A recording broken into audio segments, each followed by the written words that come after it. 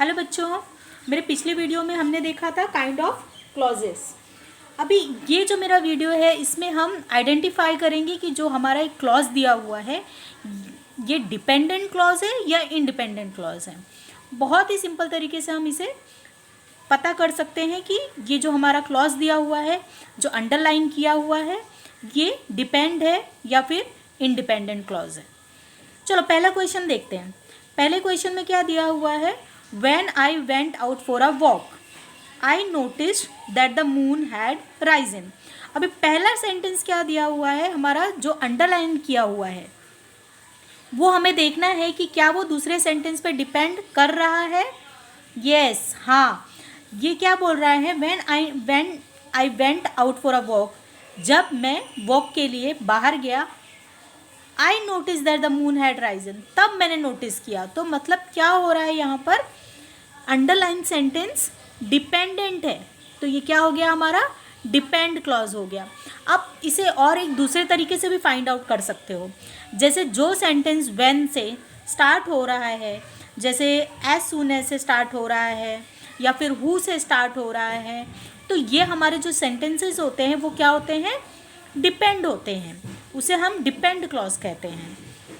एक तो आप इस तरह से फाइंड आउट कर सकते हो, दूसरी ये भी देख सकते हो कि जो हमारा सेंटेंस जो दिया हुआ है, अंडरलाइन किया हुआ है, जो क्या वो दूसरे के ऊपर डिपेंड है। मतलब देखो, ये when I went out for a walk, ये सेंस तो दे रहा है, हमको पता तो चल रहा है कि जब मैं बाहर गया, ठीक है।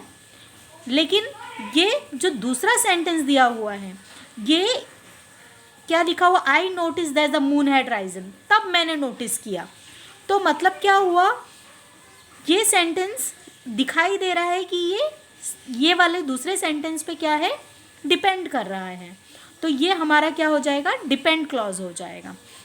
अभी दूसरा सेंटेंस देखो, I notice the boys hand which were resting on the handle बार।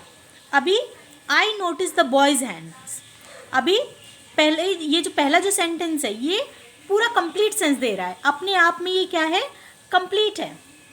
तो जब ये कंप्लीट है तो क्या है? ये इसके ऊपर डिपेंड नहीं है। जो दूसरा सेंटेंस दिया हुआ है, अगर हम ये दूसरा सेंटेंस नहीं भी लिखते हैं तो भी ये पूरी तरह से बता रहा है। आई नोटिस द बॉयज हैंड, मैंने क्या नोटिस किया? बॉय के हैंड को नोटिस किया। तो ये पूरा कंप्लीट सेंस दे रहा है।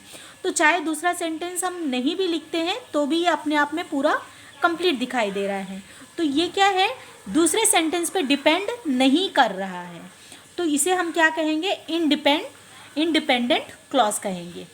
जो भी सेंटेंस दूसरे सेंटेंस के ऊपर डिपेंड नहीं कर रहा है, अपने आप में ही कंप्लीट है, तो उसे हम क्या कहते हैं? इंडिपेंडेंट क्लॉज कहते हैं।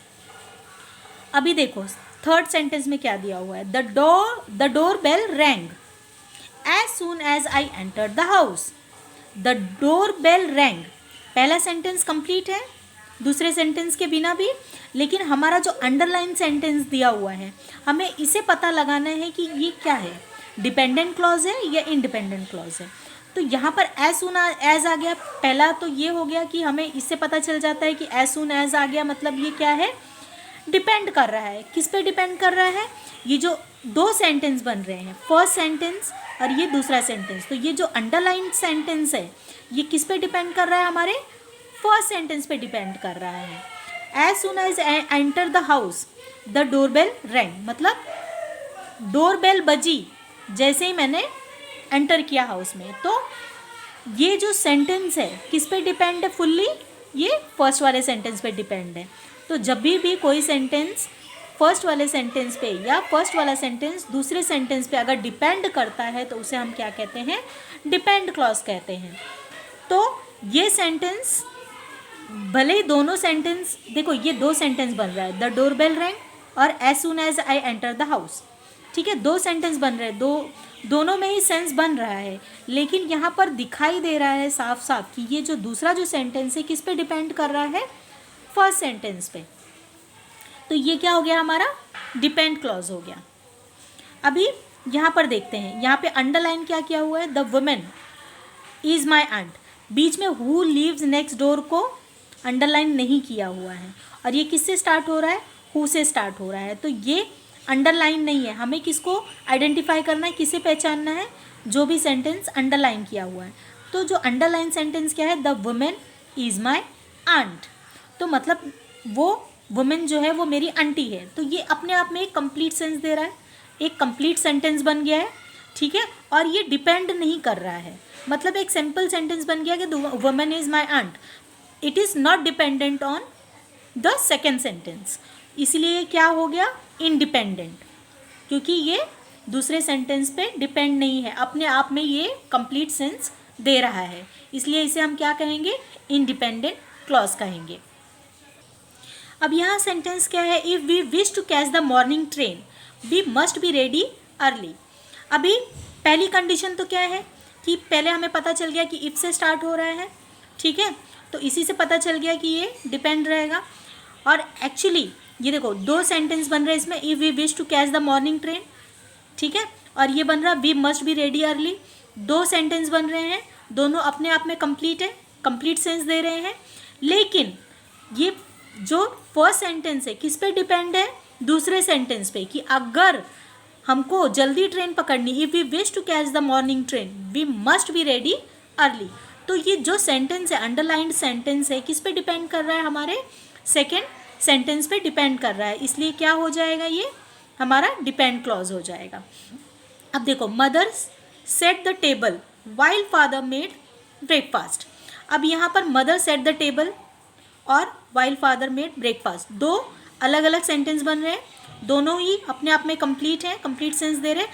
लेकिन यहाँ पर वाइल फादर मेड ब्रेकफास्ट ये जो है किस पे डिपेंड कर रहा है, हमारे फर्स्ट हाफ सेंटेंस पे डिपेंड है, तो इसलिए क्या हो जाएगा हमारा, ये डिपेंड क्लॉज हो जाएगा।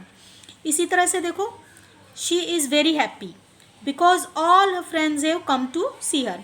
शी इज़ वेरी हैप्पी, ये अपने आप में कंप्लीट सेंस बन रहा है, मतलब ये हम सेकेंड जो सेंटेंस है वो नहीं लिखेंगे तो भी ये एक अपने आप में कंप्लीट सेंस दे रहा है।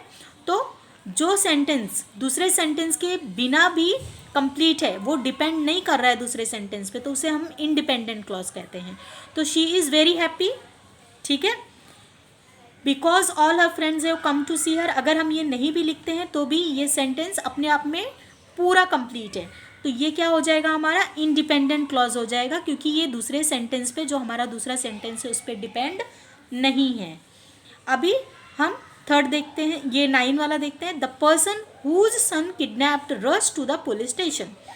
अभी जो अंडरलाइन सेंटेंस है, whose son was kidnapped rushed, अभी ये पता तो चल रहा है हमको कि जिसका बेटा किडनैप हो गया है।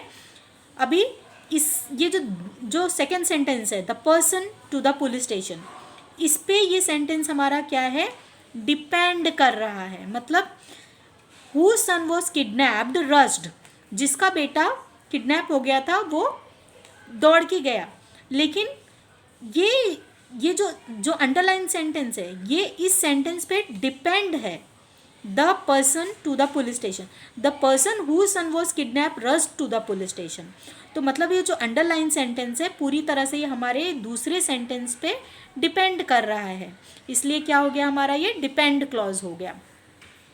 अभी ही polish the car until it gleamed. अभी ही पॉलिश द कार ये एक सेंटेंस है, दूसरा है अंटिल इट ग्लिम्ड, दूसरा सेंटेंस है।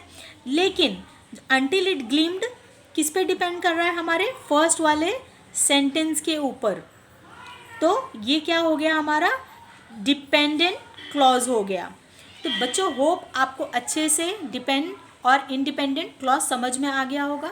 फिर भी अगर आपको कुछ भी डाउट है तो आप मेरे चैनल पे कमेंट कीजिए, मैं आपके डाउट को ज़रूर क्लियर करूँगी। थैंक यू बच्चों।